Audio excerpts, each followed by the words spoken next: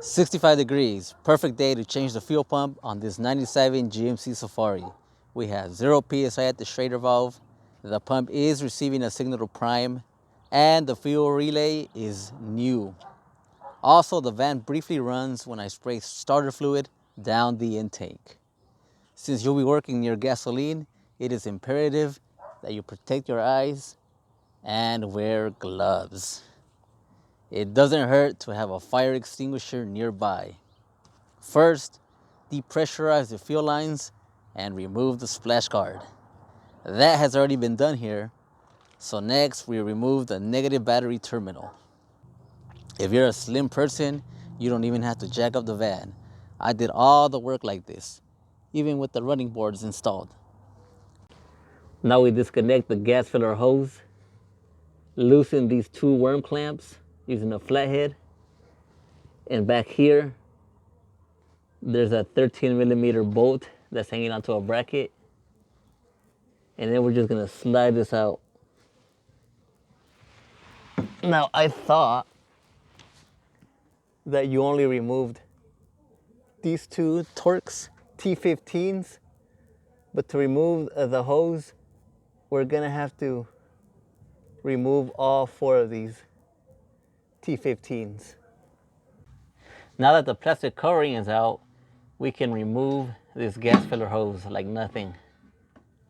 I'm gonna cover this hole with a plastic bag and some zip ties. Next, we're gonna remove this adapter. You basically squeeze in these red parts, squeeze them in and pull out, and then push down on this clip and pull down. That's how easy it is to remove that. Next, move on over to the passenger side, and we're gonna remove these 3 fuel lines.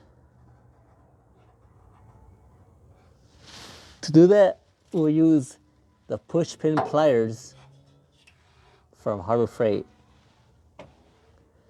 All you gotta do is push in on these sides and pull out.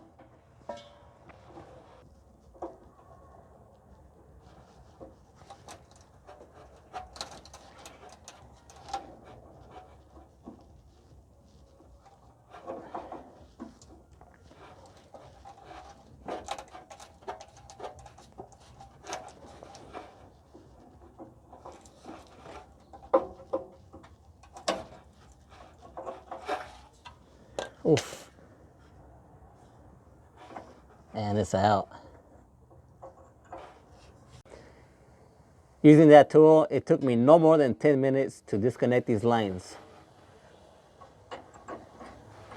Have a lot of rags handy because this will make a mess. Also label them for when I reassemble them, I won't get confused. Now let's move on to the tank. Before you begin to loosen the bolts on the gas tank, make sure the jack is carrying all of the weight, and spray some penetrating fluid on them if you have to.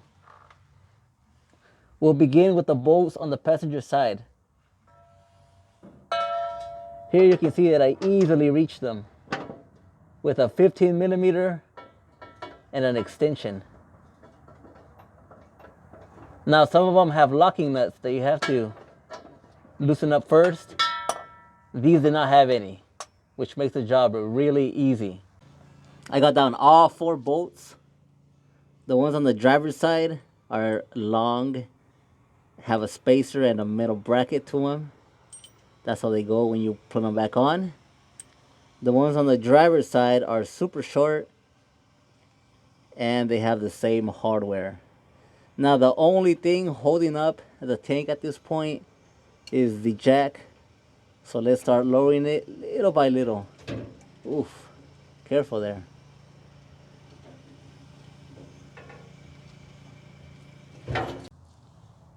I sealed off the hoses with bands and plastic bags.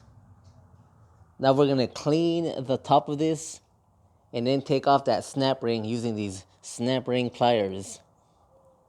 By the way, I siphoned off the gas using this self-priming jiggler pump from Harbor Freight. I decided to try the Bosch OE fuel pump. This uses the 2x2 connector. Since I already have the 1x4 connector spliced into my adapter, I will use this converter that I found on eBay for 20 bucks. Before putting in your fuel pump, slide in the O-ring.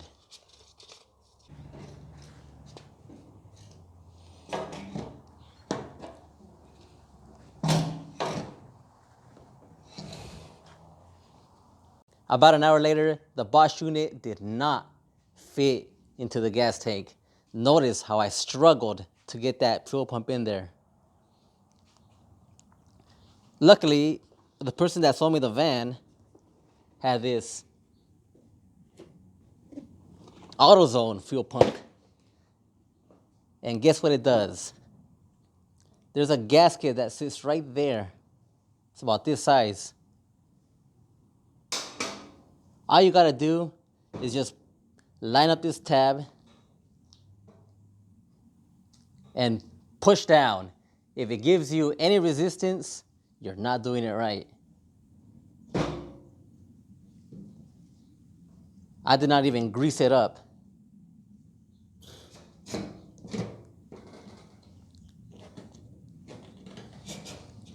Notice how it gave me resistance right there. So let me try again. Boom. It sat perfectly. Now we put in our snap ring and we're done. The Bosch unit did not fit, so I wasted about 220 right there, but it's okay. Snap in your hoses on your new fuel pump, and I was able to get the fuel pump up there by myself. With some calibration, I was able to screw in the bolts by myself. Now I'm siphoning the gas back in there, and we're gonna screw everything back, and we're gonna get her started. The fuel pump is complete, but now we gotta fix a few other things before we get this van running. Starting with a Parasitic Draw. I have it set to 5 amps, and it's drawing 9.25. When I take out this 40 amp fuse, ooh. So if we look at the wiring diagram, that's lighting. So let's try this again. Found it. So have a good day, you guys.